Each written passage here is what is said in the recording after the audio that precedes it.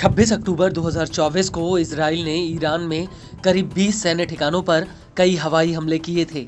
इस हमले को लेकर इजराइल ने दावा किया था कि उसने इजराइल की कई बैलिस्टिक मिसाइल बनाने वाली कंपनियों को जमींदोज कर दिया है। वहीं ईरान का कहना था कि इस हमले में उसके 4 नागरिक और 1 सैनिक मारा गया, जिसका बदला वो इजराइल से जरूर लेगा। हालांकि अमेरिका ने ईरान को दो टूक कह दिया कि ईरान इजराइल पर जवाबी हमला करने की कोशिश भी ना करे, और अगर ईरान ऐसा करता है तो इस बार अमेरिका इजराइल को काबू नहीं कर पाएगा और इजराइल ईरान के उन सैन्य और परमाणु ठिकानों पर हमला करेगा जो अभी तक इजरायली हमलों से अछूते हैं।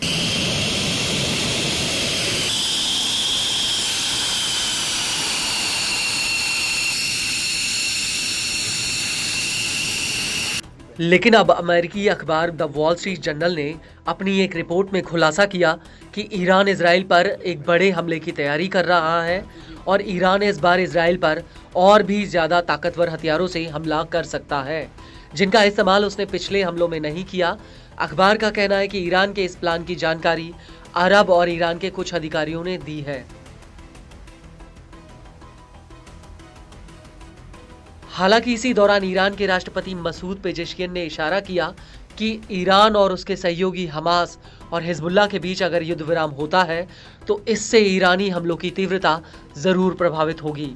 भले ही इजराइल और हमास और हिजबुल्लाह के बीच युद्ध विराम पर समझौता हो जाए, लेकिन ईरान इजराइल पर जवाबी हमला जरूर करेगा।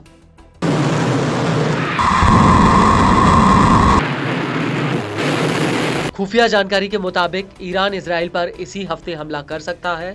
वहीं मिस्र के एक अधिकारी ने अमेरिकी अखबार को बताया कि ईरान ने मिस्र को निजी रूप से चेतावनी दी है कि इजराइल को उसका जवाब बेहद ही मजबूत और जटिल होगा, क्योंकि इजराइल के हमले में ईरान के 4 नागरिक और 1 जवान मारा गया है और ऐसे हालातों में इजराइल को जवाब देना ही होगा।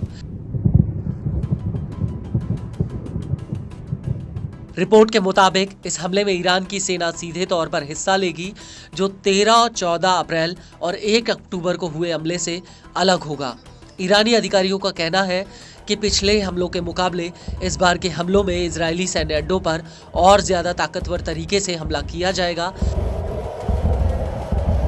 लेकिन ईरान की सरकारी न्यूज एजेंसी IRNA ने राष्ट्रपति मसूद पेजेश्कियन के हवाले से कहा कि अगर इजराइल अपने व्यवहार पर पुनर्विचार करे, युद्ध विराम स्वीकार कर ले और इलाके में उत्पीड़ित बेगुनाहों का नरसंहार बंद कर दे, तो इससे हमारे हमलों की तीव्रता और प्रकार पर असर पड़ सकता है।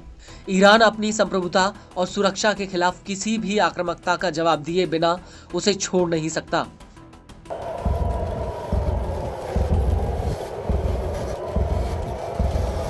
वहीं दूसरी तरफ 2 नवंबर 2024 को ईरान के सुप्रीम लीडर अयातुल्लाह खामनेई ने ईरानी छात्रों को संबोधित करते हुए एक बड़ा बयान दिया। दुश्मनान چه رژیم صهیونیستی چه ایالات متحده آمریکا در مقابل اونچه که نسبت به ایران و ملت ایران و نسبت به جبهه مقاومت انجام میدن قطعاً پاسخ دندان شکنی رو دریافت خواهند کرد.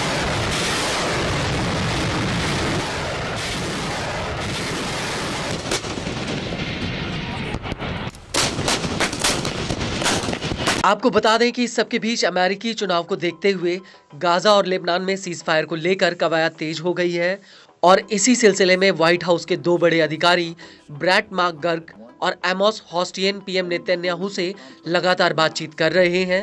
अमेरिका ने इजराइल के सामने लेबनान में 60 दिनों के युद्ध विराम का प्रस्ताव रखा है। इसके अलावा मध्यस्थों द्वारा बंधकों की रिहाई के प्रस्ताव का भी आकलन किया जा रहा है। वहीं इसको लेकर इजरायली न्यूज एजेंसी चैनल 12 ने एक अधिकारी के हवाले से कहा कि हिजबुल्लाह के साथ युद्ध विराम का समझौता अगले 2 हफ्तों के भीतर हो सकता है।